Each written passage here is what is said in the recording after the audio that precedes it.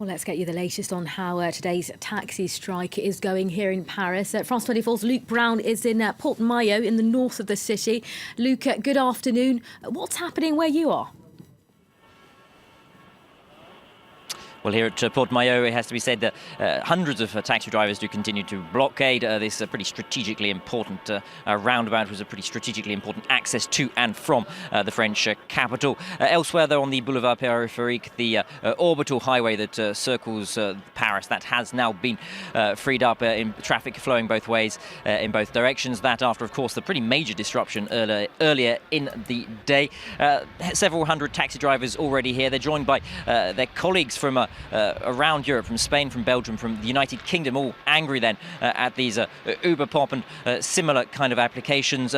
Also, one of what we're likely to expect in the coming hours is the arrival of several hundred more taxi drivers who have been blockading the airports, especially Charles de Gaulle Airport from the north of the country. They're going on a go-slow operation to rejoin their comrades here.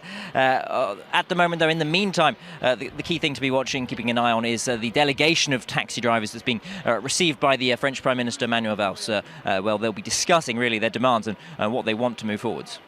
So French taxi drivers, Luke, clearly have a lot of support from other European nations today in terms of taxi drivers there. What exactly do they want?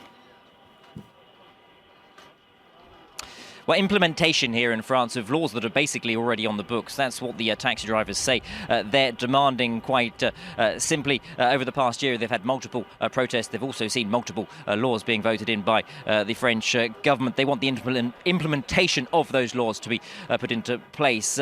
On the question of Über Pop, for example, they've already seen that that taxi app banned, but it's not really gone far enough. That has been put into place. But on the question of the tightening of legislation around the questions of other taxi driving apps, such as the other branches of Uber, they say that they're really not being put into place quite clearly, especially on the fact that these cars can pick up, and they're not supposed to be able to pick up fares in the street, but they are able to do so as things stand. So that's the kind of pressure that they're bringing to bear on the government here in France. Of course, we'll have to wait and see whether that is exactly what occurs later in the day.